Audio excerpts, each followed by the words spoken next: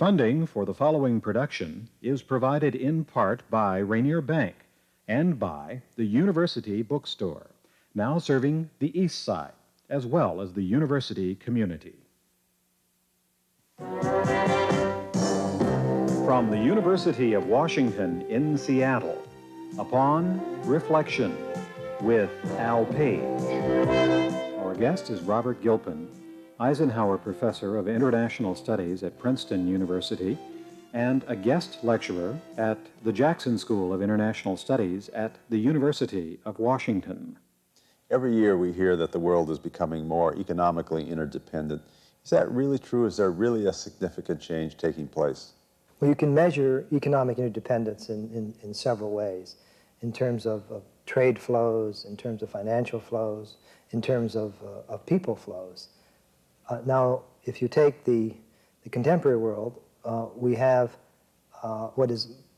unprecedented financial flows and as well as trade flows. The big change for the 19th century is the fact we don't have the flow of migration, which you had in the latter part of the 19th century.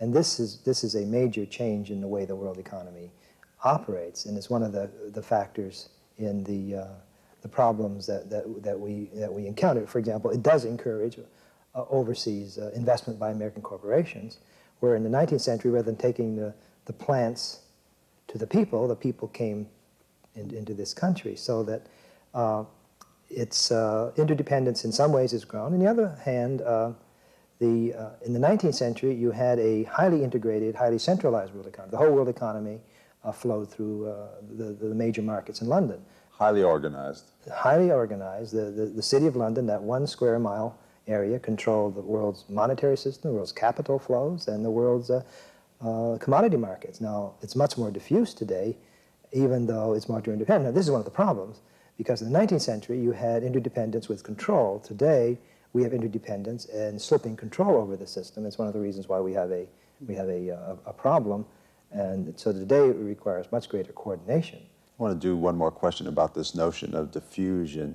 Are we in an intermediate step 10 or 20 or 30 years from now? Will there be another London, perhaps in Japan? No, because there's certain ingredients have to be there. Well, what are those ingredients? Well, one ingredient is military power, and it's difficult to foresee a situation where Japan is going to become a major military power in a way in which the British naval power dominated the 19th century, the way in which American air, nuclear power have dominated the world since the Second World War.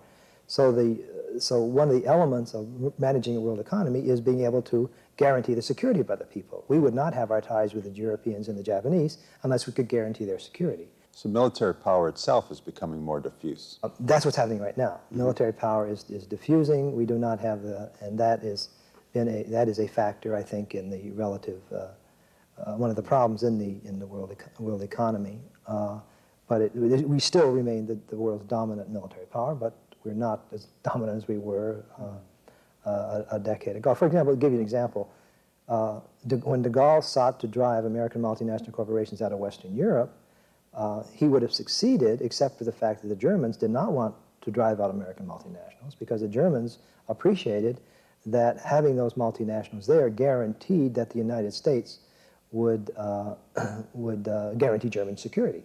So that this linkage between military and economic is very close. It was in the 19th century, and it still is today, and it will be in the future. So I don't see Japan really replacing the United States for this reason.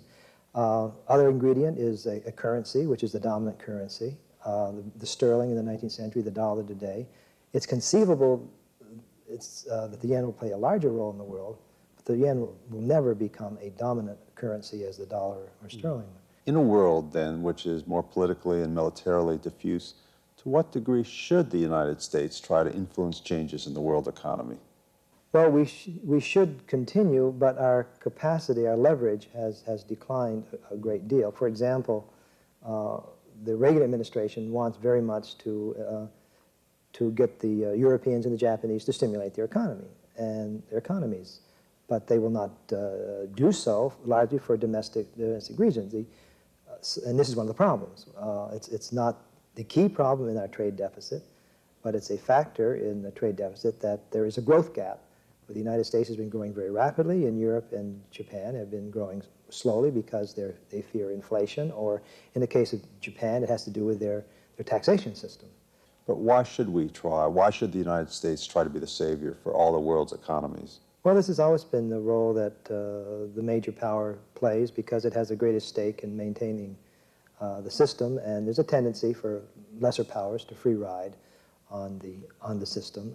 We have a major system in maintaining the trading system because it's part of our alliance. What holds our alliances together is the nuclear deterrent, the umbrella we spread across Europe and Japan, our mutual concerns over the Soviet Union as an aggressive power, and third, the fact we have these mutual interests in maintaining as best as we can a liberal, open world economy. You've indicated that our ability to influence world economies are slipping. Do we really understand that as a nation, or are we still operating on old beliefs? I think we're still operating on the belief that we can encourage, force, I don't know what you want to call it, other countries to do our bidding. I mean, we encourage the Europeans to move towards supply-side economics, to stimulate their economies, to privatize their industries. Now, some of that is happening, but we don't have the capacity, and we've lost a lot of our legitimacy in that. How so? Well, they say, who are you to tell us how to run our economies when you have a huge budget deficit and these problems are caused by you, and you're asking us to solve your problem. So the Japanese and Europeans say, if you want to solve your problem of your trade deficit, solve the problem of the budget deficit, because the budget deficit is what drives the trade deficit. So our ability to through just persuasion has declined because we no longer enjoy the respect that we once had with respect to economic matters. Why can't this be internalized at the highest level? Why can't our leaders understand that our ability to influence other economies are slipping? You hear that our solutions have not been tried yet. If the Congress would just be more agreeable, if the Europeans were more agreeable, that all these problems would solve themselves. So this is a faith that they have found the solution, and that others are just being recalcitrant and are not seeing the faith. So just try again somewhere. So try again. Sooner or later, it's going to work. There's great encouragement over the fact that the budget deficit has dropped from 200 billion to 130 billion. Somehow that is a matter for great glee. But, you know, as Senator Dirksen once said, you know, billion here, billion there, and soon you're talking about real money. I don't find 130 billion encouraging, even though it is down from 200 billion. Maybe there's something to be said for that. Let's change the subject for a moment. Are there two ways that economies are linked? One way through governments, which we've been discussing, and another way through private markets. The main links are markets, but that is the market for goods, the market for capital, the market for money, the market for assets of all sorts. What links the world are markets, and I say in the 19th century, all those markets were joined in London. Now, we still have the major markets in this country, but it's not to the same degree of concentration. But it's the role of the government is to set the policies and the rules within which markets operate. Every economic system has to rest upon a political base of some kind, in the way our economy rests upon a constitution. The American Constitution was created to facilitate the rise of a market economy. The Commerce Clause, for example, to prevent states from interfering with trade. In the same way, a world economy has to have some sort of rules, and it has to have someone who sets the rules. And the British set the rules in the 19th century. The United States has set the rules. And one of the problems today is there's no one really to set those rules. Okay, take us through some institutions that interact internationally and affect economies. What do? How can they be influential? The major institutions were set up at the end of the Second World War, and they're usually called the Bretton Woods system. The three major components would be the International Monetary Fund, the IMF, the World Bank, whose function is to loan money to developing countries for development purposes, and the third is the GATT, the General Agreement on Tariffs and Trade. And these institutions are essentially rulemaking, and in some cases actually get involved in influencing the policies of other countries. IMF, what do they do and how effective are they? Behind the IMF has been the United States as the major player in the system. So that's one instrument we've tried to use to influence the rest of the world. We have used it.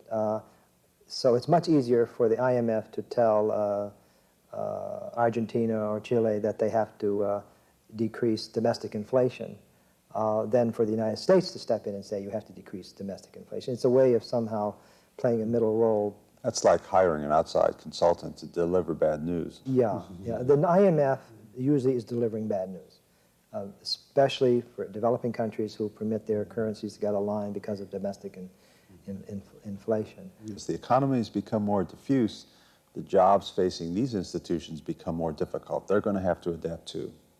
Yes, and they are. For example, the main task of the IMF right now is managing the world debt crisis. You've had sort of an alliance of the creditor nations and the big banks and the IMF to deal with the debtors. It's been in many ways, a very conservative strategy. In a sense, telling the debtors the problem is theirs. They borrowed the money; it's their task to repay it. And I think that the IMF, but the IMF, you can't expect it to play a much more aggressive role because, after all, it's very responsive to the creditors. The creditors are nations, the United States, Japan, and the Europeans. They set the terms in this area, and the IMF tends to be very responsive to what these countries want. Because they're the ones who put the money in the IMF, in monetary fund. If you look at GATT, if you look at IMF, if you look at the World Bank, have they really made significant differences, for example, to underdeveloped countries, or are they just sort of a Band-Aid? Will these institutions make a difference? No, I don't think so. No, I think they've been helpful, but countries develop largely due to by their own efforts. We can help, the institutions can help, but countries have to get their own policies in order. I mean, they can't have highly inflationary economies and expect to have a sound currency which permits investment and growth and so forth.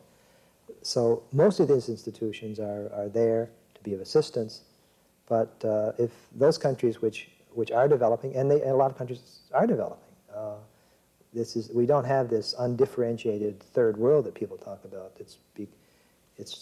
We have a lot of worlds out there, third, fourth, fifth, and we have some that have the highest growth rates in the world. I mean, the so-called NICs, newly industrial countries of Asia, Brazil or India.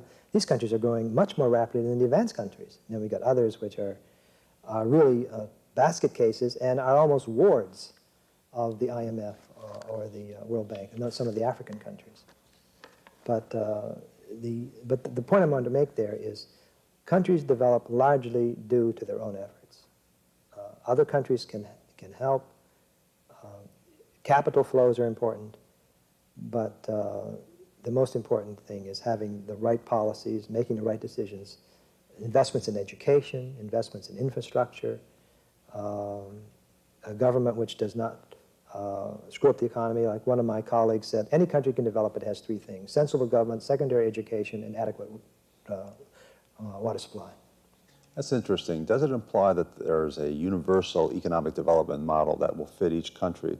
Or is each country unique? Does it need its own special development plan? The great discovery of the modern world was the discovery of the secret of economic development. This is what Adam Smith told us in the Wealth of Nations. That is the importance of market, incentive. If you get the incentives right so that people are willing to work hard because it's in their own interest, at the same time it's in the interest of society, then countries will develop very, very rapidly.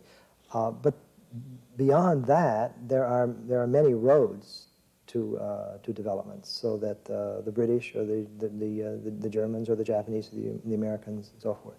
But the market is a very powerful device for developing countries, as the Chinese are discovering, and Mr. Gorbachev is trying to tap for Russian development. For a country to adapt to incentives, must there be a cultural history of adapting to incentives? A lot of people in this country tell another country, just use incentives and everything will be okay. Well, that's an argument, as you know, that scholars debate endlessly. Whether it's culture, or whether it's institutions, or whether it's policy. The economists will tell you that all people are essentially the same. Culture is not very relevant. If you get the policy right and the institutions right, any country will develop. Everybody has the same demand and supply. Everyone has the same demand, yes. Everyone is economic man underneath, or woman, whatever. Whereas those who say, no, there's a Protestant ethic, or there's a Confucian ethic, and that is fundamental. This is an endless question. Where do you fall on this endless I think question? I tend to fall on this, with the economists on this one. If you get the incentives right, as the Koreans have. On the other hand, getting the incentives right has something to do with your culture. There are countries which have a cultural system which makes it very difficult. For example, if the basis of your civilization is a tribe, and to violate tribal norms is impossible, then you're not going to be able to develop policies which are going to succeed. But in general, I fall with the economists on this one. Just get the policies right. And this is what the Japanese have done, and this is what the Koreans have done, and to some extent in some other countries. And this is what Mr. Gorbachev is trying to do. Let's talk about that just for a moment more. Take a look at Africa, where you see countries being involved in starvation, their economies going back almost centuries before your very eyes. Why can't the leaders understand these processes? Why can't they adapt? What's the missing link in their policies? Because I don't think they see the advantages. I mean, they see the advantage of becoming wealthy. What they don't see, what they're not willing to do is make the sacrifice that will have to be required. This is Gorbachev's, you know. Does he really want to see the power of the Communist Party diluted in order to permit the market to function in the Soviet Union? The only reason you get the functioning market is if you get a group within the society that wants to make the market work, whether it's the rising British middle class or the American merchant class. So you have to work on building a consensus.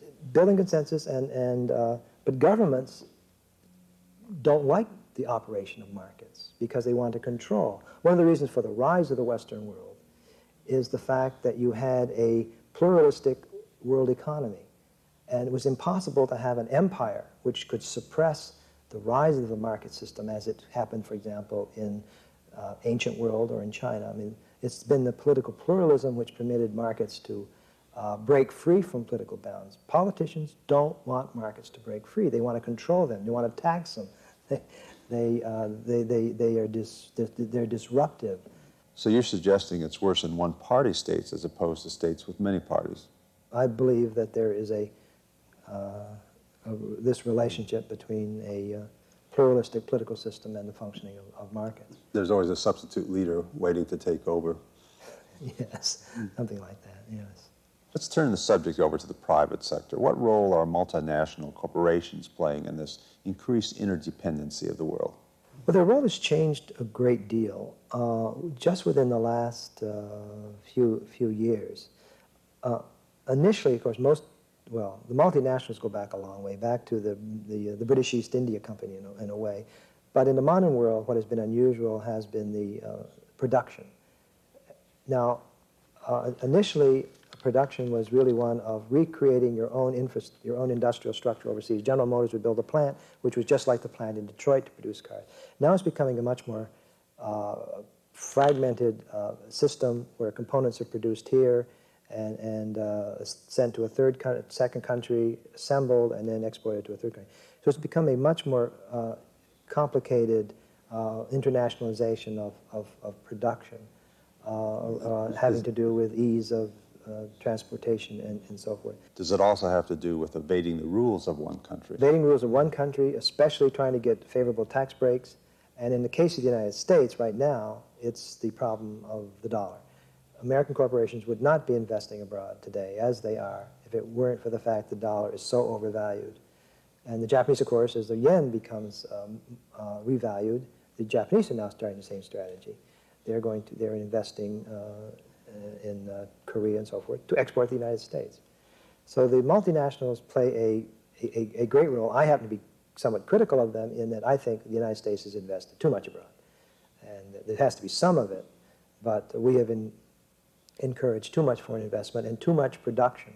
How do you know when you have too much production? I think when you see that that there is a decline in the rate of industrial investment in the United States, and the investment is going abroad, and I think the evidence is there, that to me is too much. But I agree with you, the term too much is a normative statement.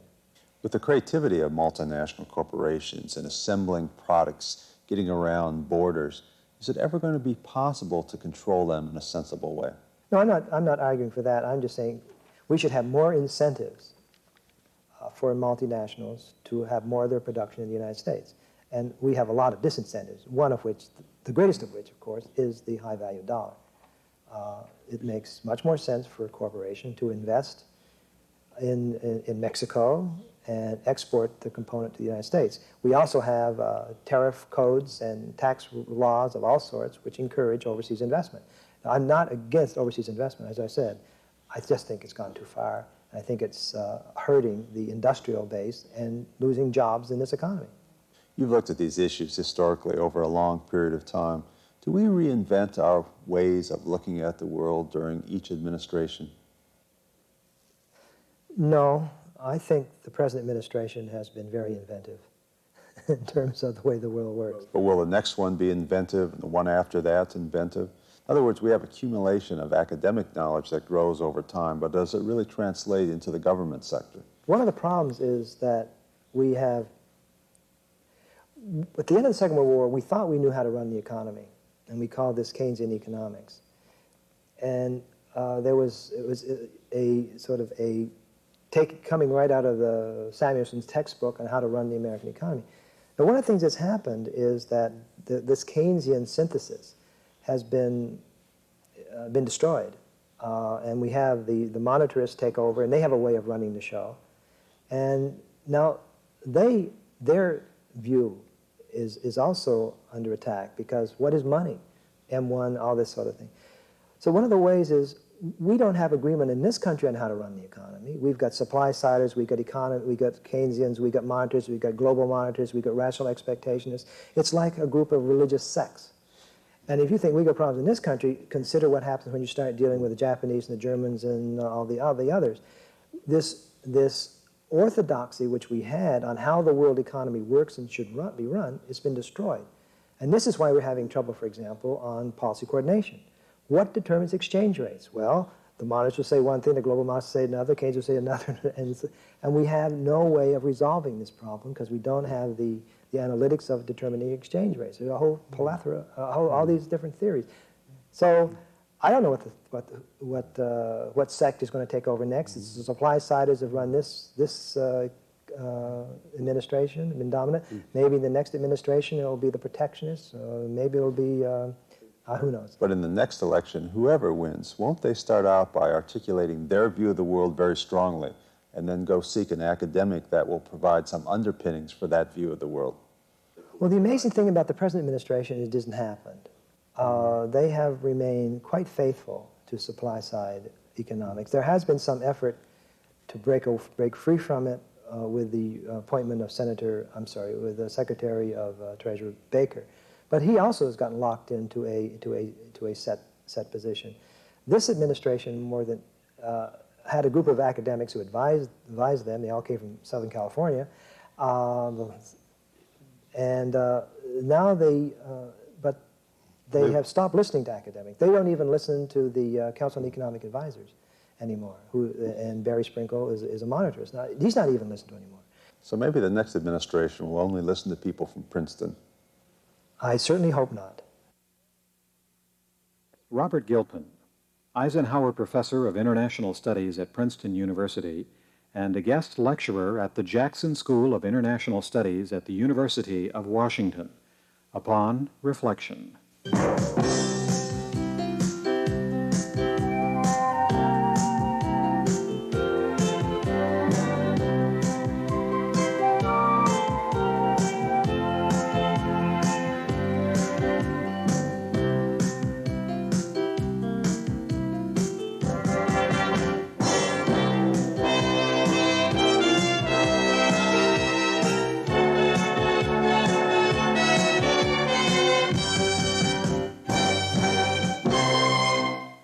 Upon Reflection is made possible by Rainier Bank and by the University Bookstore, now serving the East Side as well as the university community.